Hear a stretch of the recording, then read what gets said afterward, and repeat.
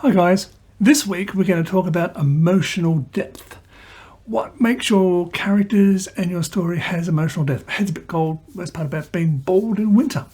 So, emotional depth. There's three sort of levels of emotional depth, and it's important to understand that you need to understand your character. It's important that you can portray all three levels in your story for your story to have true emotional depth. The first one is the surface emotions, and these are actions as a rule. So let's say the person's unhappy, they're sad, they lash out. They're that sort of person, or they're overly happy all the time, or they've got that action-based emotion. That's the surface level emotions. But what underpins them, I like to call these the transitional emotions, the middle layer. So we've got this person's, let's think, hold on one sec. I'm back. Had to close the door. It's getting loud outside. So this person's a sad person. They can't commit in a relationship. So they're a sad person. They can't commit in a relationship. So that's the actions. What's underlying that?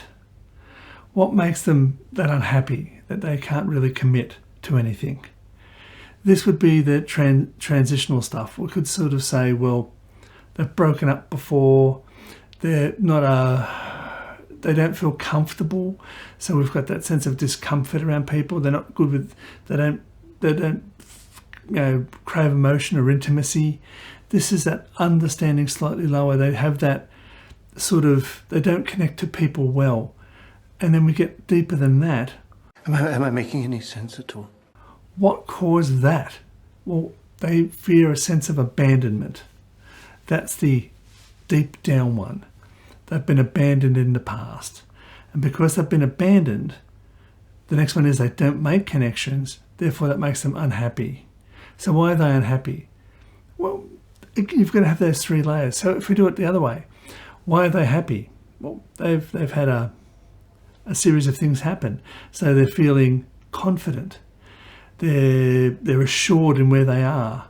So that's why they're happy, because they understand what's happening and they can predict in the future what's going to be good and what's underlying that, because they're loved, they're in a good relationship, and the person that they love has done something which has led to more joy previously.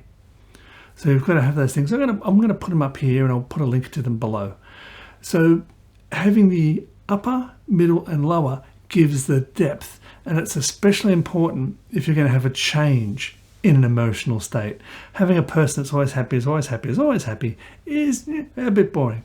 But if you can hint at the lower level stuff in your story, it's a bit bad to have expositional stuff like, I'm really surprised he's so happy, especially since, his wife left him, she's ran off with an astronaut, and she sold his dog to the circus. That's, that would normally make a person unhappy. So a bit bad of bad exposition.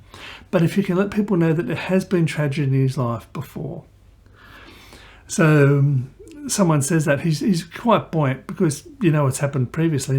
He's had some really bad things happen in his life, but he's managed to overcome it, so you can overcome it. Okay, so we've planted the seed. Someone has said it. Not too exposition-y, but it has been said before. So therefore, when he does do something, people go, see, I understand why he's done that, because he's had all that tragedy before in his past. That makes sense now. So you've got to either plant the seed, or then later on, which is always comes off as being a bit clunky to me, when someone does something outrageous and you go, why? And they go, oh, well, what you didn't know about me was all this stuff over here. And it doesn't ring true when you go, well, all that stuff probably would have influenced you before. And again, I'm just going to jump in now. Thank you for everyone who's been doing this, commenting, sharing, leaving comments. It's thumbs up. It's really helping out the channel. It helps it grow. It gets it into the algorithm. 20% off writerduet for you guys. I make nothing. That's all for you. And the books, Tools Not Rules and Logline. Both they do what they say on the cover. Tools Not Rules is all really helpful tools that help you understand your characters and help you write better stories. It's not for a beginner. It's not now paint number 1 blue and paint number 3 7, gold or something.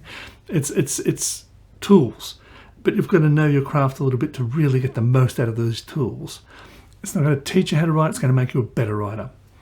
Okay, and that's it for this week. I've moved a few things around. Maybe it's because my head's cold. And until next time, as I always say, keep writing. Bye, guys.